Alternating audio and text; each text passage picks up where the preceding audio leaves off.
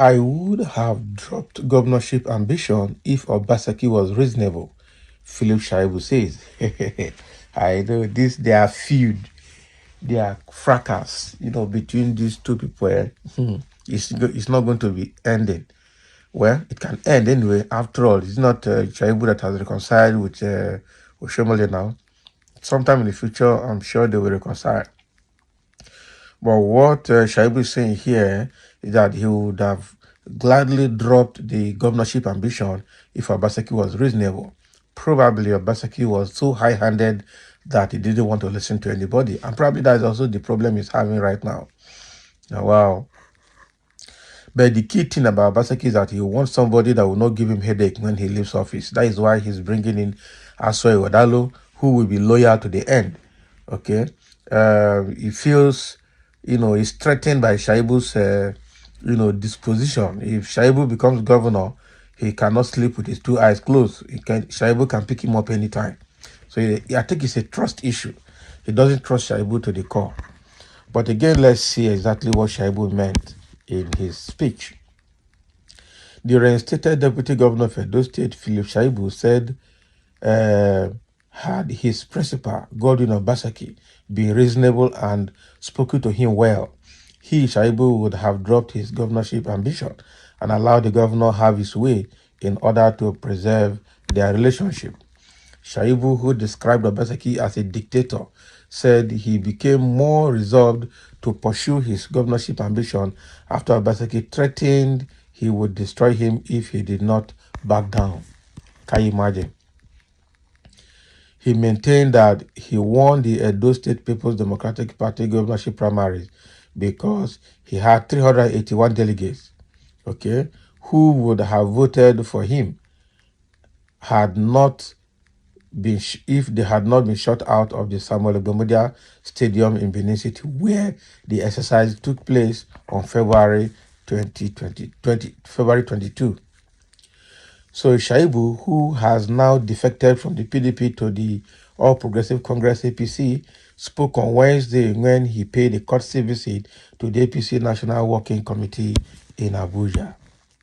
So he said he felt betrayed by Obaseki despite all his sacrifices and loyalty to him. So he said the truth is that the issues were all political. I declared to contest for the governor of Edo State. That is where the fight started from. Looking pensive, the deputy governor told journalists that he did everything humanly possible to pacify his boss, to no avail. So he, Obaseki, said, "You cannot contest because I have my plans." The next thing was that he would destroy me if I continued. For me, no man can destroy the plan of God. As an activist, that day I made up my mind that I was going to contest. As of the time our conversation was on, I was still consulting. I went into the race and I won it because I played high-powered politics. They are not politicians. They rode on our back to where they are. In the politics I played, I actually had 400 out of 572 delegates. A week to the primaries, I lost some and had 381. So I brought those 381 on the day of the primaries, but they were refused accreditation. They took the accreditation tags and gave to their appointees to go and do ASOEB reception at the stadium they call primaries. Now the court has ruled that the delegates I had were the authentic delegates and the ones they brought were fake. So as it is, they have boxed themselves into a corner where I don't want to go because it is a legal issue. Can you imagine? We are in court, and by the grace of God, I had already been vindicated by 2 judgments. What is critical is that I want to prove internal democracy must be respected and allowed to play. You can lobby, you can talk to people, and people will understand. But if the governor had shown leadership, maybe I would have contested, maybe I wouldn't have contested because I am not a desperate person. A lie. Shaibu can tell me that you're not desperate. My ambition is not inordinate. I have an ambition to fix the state. If somebody else can agree that we collectively fix it, I will follow. But the governor wanted to behave like a military dictator. And for me, we fought. I have captained people that have fought for this democracy. So I started from the youth wing. I am sure I am one of the top people you will mention for this democracy that we now have.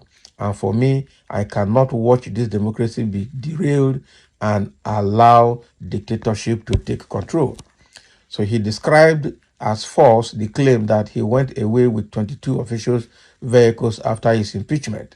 According to the accountant turned politician, the governor bought only one official car for his convoy in the 7.5 years of their administration. Shaibu said, so the easiest way to have a disagreement is money. Even my official entitlements, most of them, I didn't even apply for them. That is anything that has to do with going to meet the governor to apply for anything, including my personal or official entitlement. So I confined myself within the official salary that came to me. Recently, I saw an advert that I should return 22 vehicles. Only one vehicle in the 7.5 years that the governor bought for my convoy. Only one. Only vehicle you see in my convoy. Some of them, especially the Land Cruiser, are used for 3 years with a coat of arms and flag as staff car. The Prado I used as backup for 3 years was the same that I used as the majority leader of the Edo State House of Assembly. So it was the 3rd year of this first term that the governor eventually bought a Land Cruiser Jeep. So even when they were bringing the Jeep, it had an accident on the way. So we had to change the wheels and it took 2 weeks for us to fix it. I never made it an issue because for me, anything that will bring trouble, I was able to manage it. I am happy that I gave everything and I was never found wanting. I was not impeached because I stole money. I was not corrupt or because of incompetence. Can you imagine? Today, the court has told us that what they said was gross misconduct was never a misconduct. They said I gave out government secrets. I have worked diligently with this man. I was asked to perform his duty as acting governor and I was able to organize the security system. I have not done anything wrong to warrant impeachment. So when asked if he could ever forgive Obaseki for treating him as an outcast, Shaibu hesitated before nodding. I'm telling you, he will hesitate. I tell you, they will not forgive each other. He said, the only person that is perfect is the Almighty God. None of us created by God is perfect. One of the greatest commandments in the world is love your neighbor as yourself. So if all of us can actually take to that commandment, there will be peace in the world. But I have just discovered that there is no perfect relationship with what has happened between the governor and me. From my own end, I gave everything. I gave all to have him succeed because for me, it is about the state and the state in everything. So I gave everything, even my official earnings. I forfeited lots of my official entitlement. Why? It is because I didn't want any trouble or disagreement. Can you imagine?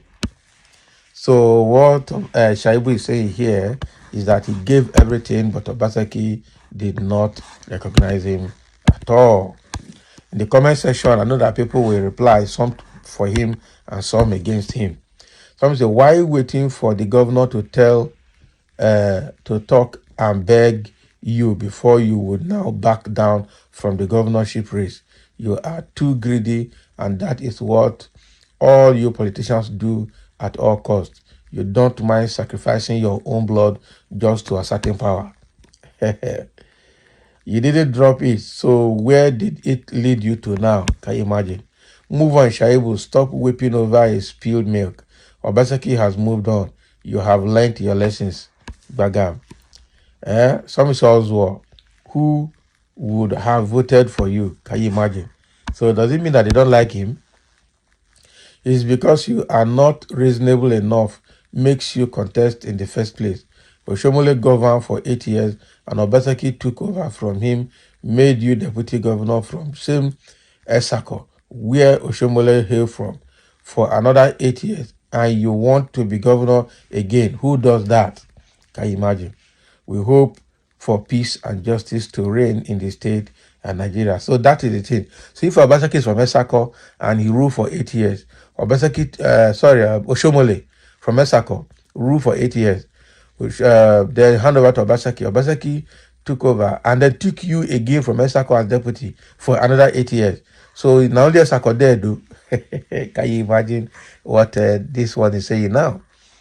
So thank you for listening. Let's have a comment. Those are the statements of Philip Shaibu trying to, explain himself out of the situation, explaining his vindication, saying he would have dropped the governorship ambition if Obaseki was reasonable.